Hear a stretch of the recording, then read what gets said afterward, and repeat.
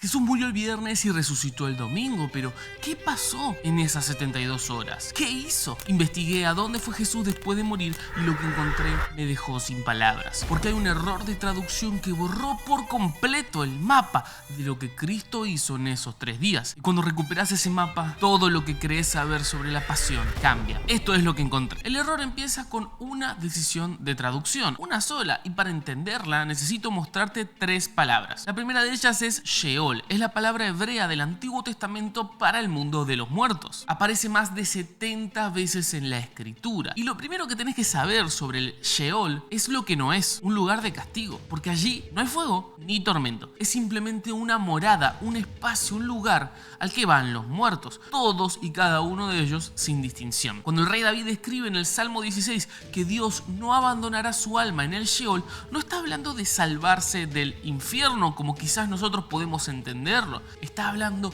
del mundo subterráneo donde van todos los que mueren. Cuando Jacob dice que bajará de duelo al Sheol para reunirse con su hijo, está describiendo el mismo lugar. De hecho, cuando el mismísimo Job en su desesperación pide esconderse allí, lo hace como quien pide refugio y no como quien pide un castigo. El Sheol, amigos, es la sala de espera. Todos entran, pero todavía nadie sale. Pasemos ahora a la segunda palabra, Hades. Cuando los traductores judíos tuvieron que convertir el Antiguo Testamento al griego, eligieron esta palabra para representar el concepto de Sheol y básicamente significan lo mismo, el mundo de los muertos, la antesala, pero el Hades tiene algo que el Sheol no desarrolla tanto en el Antiguo Testamento, tiene zonas distintas, como una especie de geografía interna, y esa geografía es exactamente lo que vamos a explorar, porque es el corazón de todo lo que hizo Cristo en esos 3 días. Por ahora lo que importa saber es esto, el Hades tampoco es el destino final, es la sala de espera, el lugar donde los muertos aguardan. Y acá es donde entra la tercera palabra, la que a mi entender cambia toda la interpretación, Gehenna. Gehenna no es la sala de espera, este sí es el juicio final. Y para entender por qué Jesús eligió esa palabra para referirse a infierno, hay que conocer el lugar real del que viene. Al sur de Jerusalén hay un barranco que se llama el Valle de Hinnom, en hebreo,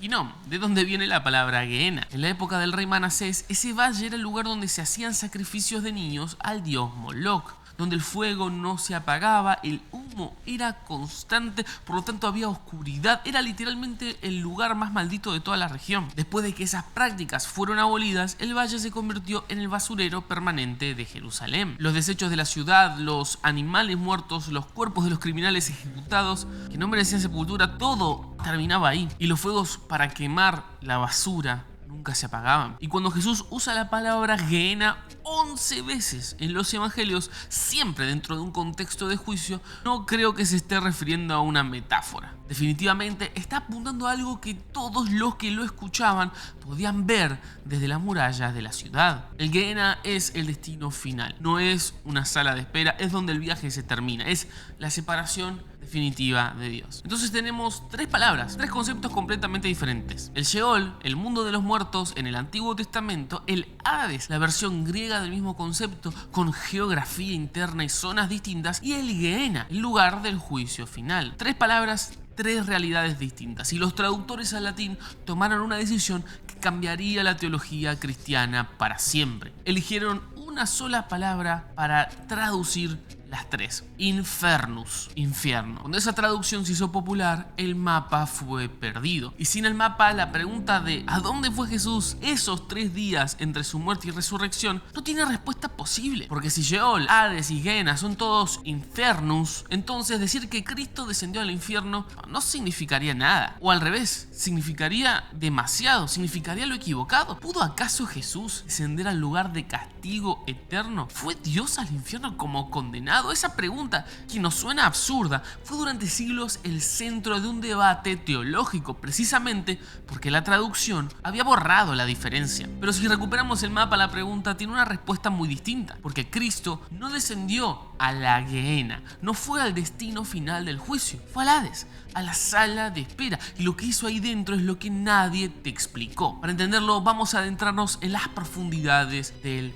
Hades, que desde ya te adelanto, además de diferentes zonas o cuartos, también tenía habitantes. Déjame que te muestre. En el Evangelio de Lucas, capítulo 16, Jesús está hablando y en el medio de la conversación sobre el dinero, la riqueza, de la nada y sin aviso, abre una ventana al mundo de los muertos, con la famosa parábola del hombre rico y Lázaro. Si estás viendo este video, altas chances hay que hayas escuchado alguna vez esta historia, pero apuesto a que nunca la entendiste como lo que realmente es. Un hombre rico muere, un mendigo llamado Lázaro también, y Jesús describe lo que pasa después de la muerte con una precisión impresionante, no con una metáfora vaga, no.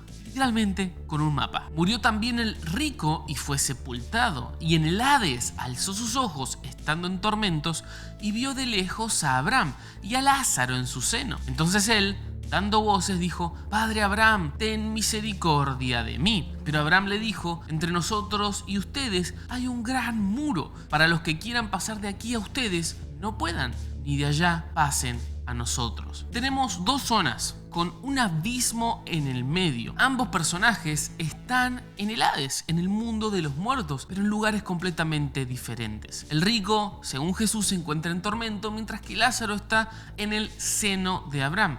Y ambos pueden verse, pueden hablarse, pero no pueden cruzar. Lo que Jesús está haciendo acá no es solamente darnos una lección sobre el dinero. Yo creo que nos está revelando la estructura interna del mundo de los muertos. Porque si no, pensemos lo siguiente: ¿por qué Abraham estaría en el Infernos? ¿Por qué Abraham está en el Hades, el padre de la fe, el hombre al que Dios llamó amigo, el patriarca de Israel? ¿Por qué está en la sala de espera del mundo de los muertos en lugar de ir a la presencia de Dios? Bueno, yo creo que la respuesta a esa pregunta es la clave de todo lo que hizo Cristo en estos 3 días. Porque Abraham murió siglos antes de la cruz, y el sacrificio definitivo que abriría camino a la plena presencia del Señor todavía no había ocurrido. Todo lo que podemos leer en el Antiguo Testamento, los sacrificios, los corderos, los sacerdotes, era un sistema de sombras que señalaban hacia adelante, que apuntaban a algo, a alguien que vendría, pero no podía en sí mismo abrir el camino. Y la imagen física de esta separación era el velo del lugar santísimo, ubicado en el templo de Jerusalén, una cortina enorme que separaba la presencia de Dios del resto del mundo. Solo el sumo sacerdote podía cruzarla una sola vez al año, con rituales precisos. Si bien era una bella cortina, amigos, no estaba pensada como decoración, sino como declaración. El acceso directo a Dios está sellado. Y entonces ocurre lo que todos conocemos. El viernes por la tarde, en el momento exacto en que Jesús muere, algo imposible sucede en el templo. Y he aquí, la Biblia relata que el velo del templo se rasgó en dos, de arriba hacia abajo. No de abajo hacia arriba, como lo haría una persona, ¿no?, desde adentro intentando salir, sino de arriba hacia abajo, como lo haría alguien, como lo haría Dios. El camino al Padre fue abierto en ese momento. Pero hay un problema enorme que casi nunca se menciona. El velo se rasgó el Viernes Santo. El camino ya quedó abierto, pero hay almas que llevan siglos en esta sala de espera. Patriarcas, profetas, hombres y mujeres que creyeron en la promesa de Dios, que vivieron con fe, que murieron esperando algo que no llegó a tiempo para ellos. Abraham, Isaac, Jacob, David, Moisés, Isaías, generaciones enteras de personas que confiaron en Dios y ahora están en el Hades, en la zona de reposo esperando. El camino está abierto, pero ellos no lo saben. ¿Quién va a ir a buscarlos? Esa es la pregunta que conecta la muerte de Cristo con lo que sucedió después. Y la respuesta está en un versículo que Pablo escribió en su carta a los Efesios. Yo no puedo creer que durante años leí Efesios y nunca presté atención a esto. Amigos, Pablo describe el movimiento de Cristo después de la muerte usando el lenguaje de un general que acaba de ganar la guerra más importante de la historia. Y cuando lo lees sabiendo ahora sobre el Hades, sobre el seno de Abraham y el velo rasgado, ya tiene mucho más sentido. Pero antes de llegar allí, quisiera que volvamos a la cruz. A los costados de Jesús, dos hombres, dos ladrones siendo condenados, la multitud burlándose de la escena, los soldados repartiéndose la ropa de los crucificados, y en medio de todo eso, junto a Cristo, uno de estos ladrones hace algo inesperado. Le habla directamente, no para pedirle un milagro, no para pedirle que baje de la cruz. Lo único que le pide es lo siguiente: Maestro, acuérdate de mí cuando vengas en tu reino. Es la petición más humilde del Nuevo Testamento. Un hombre que sabe que está muriendo, que reconoce que es culpable, que no tiene nada para ofrecer. Y lo sabe, solo hace un pedido: recuérdame. Y la respuesta de Jesús es Es delirante, es increíble. De cierto te digo que hoy estarás conmigo en el paraíso. Hoy. Esa palabra es el centro de todo. Y acá es donde la historia se complica, amigos, porque si Jesús fue ese mismo viernes al paraíso, al cielo, a la plena presencia del Padre, hay algo que no cierra en los evangelios. Recordemos que el domingo, 3 días después de este evento, María Magdalena llega al sepulcro vacío y encuentra a Jesús resucitado. Y Jesús le dice algo que detiene todo. No me toques, aún no he subido. El domingo por la mañana, 3 días después de prometerle al ladrón que estarían juntos en el paraíso esa misma jornada. Es como si estas dos frases no tuvieran mucho sentido en la misma historia, a menos que paraíso y el cielo, la presencia de Dios, no sean exactamente el mismo lugar. Y acá es donde el mapa que construimos se vuelve indispensable. En el Nuevo Testamento la palabra paraíso aparece solo 3 veces. En Lucas 23, en 2 Corintios capítulo 12, cuando Pablo relata que fue arrebatado al paraíso, y en Apocalipsis capítulo 2, donde Cristo les promete a los vencedores comer del árbol de la vida que está en el paraíso de Dios. En ninguna de las 3 menciones la palabra significa necesariamente el cielo como morada definitiva o destino final. Para los judíos del primer siglo, el paraíso tenía un significado un poco más acotado. Era el nombre de esta cámara luminosa del Hades, el seno de Abraham, vamos, el reposo donde los justos esperaban. Bajo esa lectura, lo que Jesús le dice al ladrón es esto: hoy estarás conmigo en el lugar donde están Abraham, Isaac y Jacob, esperando la redención final. No en la plena presencia del Padre todavía, más bien en la antesala, en el lugar de reposo de los justos. Y ahora él aún no es subido al Padre, que Jesús dice el domingo, tiene mucha más coherencia. Por lo que estamos entendiendo, el paraíso es entonces una estación en el camino y no el destino final. Ahora bien, yo necesito ser honesto con ustedes. Esta no es la única interpretación posible sobre qué sucedió con Jesús esos 3 días. Muchos teólogos, especialmente dentro de la tradición reformada, argumentan que sí, que el ladrón fue directamente al cielo en ese día y que la tensión entre estos pasajes, ¿no?, el del ladrón del viernes y María Magdalena del domingo, todavía no he subido al Padre, se resuelve muy fácilmente, porque el Jesús que asciende es de una naturaleza distinta al Jesús que fue al paraíso el viernes. No es la que más me convence a mí, pero es definitivamente una buena posición con defensores muy serios. Pero hay algo en que todas las lecturas coinciden. Jesús de alguna manera pasó por el mundo de los muertos, cruzó la frontera del Hades, y lo que hizo mientras estuvo allí no fue pasivo, no fue esperar, fue actuar. Y para entender qué hizo exactamente, ahora sí, necesitamos al apóstol Pablo. Pablo está escribiendo a la iglesia en Éfeso, el tema los dones espirituales. En medio de ese argumento, de la nada, cita el Salmo 68 de David y lo interpreta de una manera que abre una ventana a entender qué ocurrió entre la muerte y la resurrección de Cristo. Por lo cual, subiendo a lo alto, llevó cautiva a la cautividad. Y eso de que subió no significa que también había descendido primero a las partes más bajas de la tierra. El que descendió ese mismo es el que también subió por encima de todos los cielos para llenarlo todo. 3 movimientos, abajo, arriba, y lo que trajo. En el mundo romano había una ceremonia específica para cuando un general regresaba victorioso de una conquista. Se llamaba literalmente el triunfo. Era el desfile más importante que existía. El general entraba a Roma montado en un carro vestido de púrpura y detrás de él, encadenados, marchaban los enemigos vencidos. Los que antes tenían prisioneros eran ahora ellos mismos los prisioneros del vencedor. Eso es exactamente lo que Pablo está describiendo. Cristo descendió, fue a las partes más bajas de la tierra, al Hades, al territorio de la muerte,